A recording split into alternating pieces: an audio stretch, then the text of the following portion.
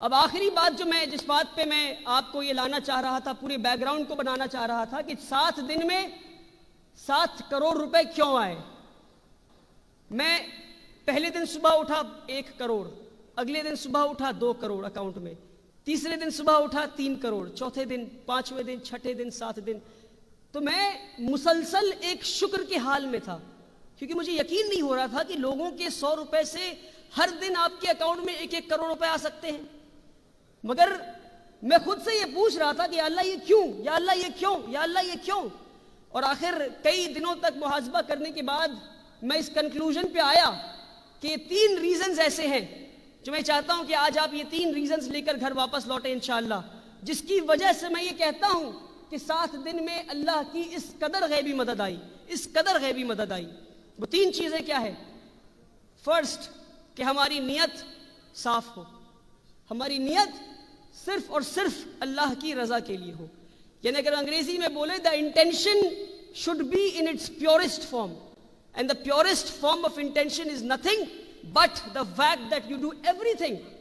آپ سانس بھی لیں تو اللہ کی رضا کے لیے، یعنی اگر آپ یہاں بیٹھے ہیں تو آپ اگر ابھی یہ نیت کر لیں کہ میں یہاں بیٹھا ہوں صرف اور صرف اللہ کی رضا کے لیے، تو اللہ کی غیبی مدد آئے گی انشاءاللہ۔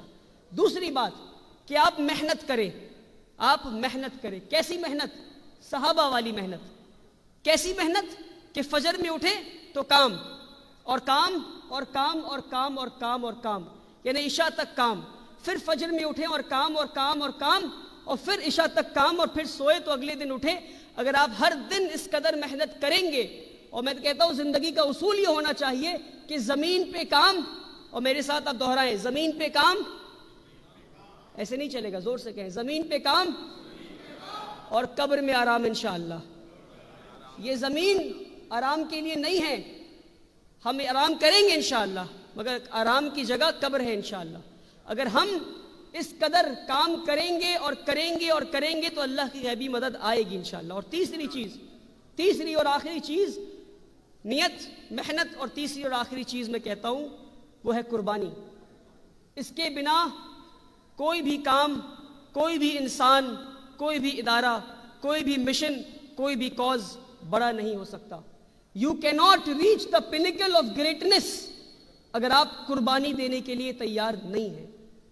اور اللہ سبحانہ و تعالیٰ آپ کو زندگی میں کئی سارے موقع دیں گے جہاں آپ قربانی دے سکتے ہیں، اور ہم سمجھیں کہ آج اس وقت میں ہم کس چیز کی قربانی دے سکتے ہیں، کن کن چیزوں کی قربانی دے سکتے ہیں۔ تو آپ مال کی قربانی، جان کی قربانی، اور ایسے کئی ساری چیزوں کی قربانی دے سکتے ہیں۔ اگر ہم دینے کے لیے تیار ہیں تو پھر حق ہے ہمیں کہ اپنے قوم کے لیے اچھے مستقبل کا خواب دیکھیں۔ اگر قربانی دینے کے لیے تیار نہیں تو پھر وہ خواب دیکھنے کا بھی حق ہمیں نہیں ہے۔ اور ایک اور بات، آپ اس بات پہ کوئی اتفاق رکھتا ہو نہ رکھتا ہو، مگر آپ یہ سمجھیں کہ زکوٰۃ ہمارے مال کا میل ہے۔ یہ بات مانتے ہیں آپ؟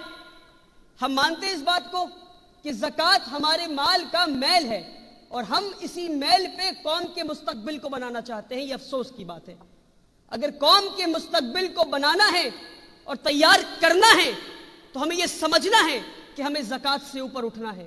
زکوٰۃ اس لیے نہیں آیا تھا کہ ہم ادارے کھڑے کر دیں، کہ ہم قوم کے مستقبل کو بدل دیں۔ زکوٰۃ اس لیے آیا تھا، یہ نظام کو اس لیے لایا گیا ہے کہ کوئی انسان ننگا نہ رہے، کوئی انسان بھوکا نہ رہے، کوئی انسان گھر کے، کوئی انسان ایسا نہ ہو کہ جس کے سر پہ چھت نہ ہو۔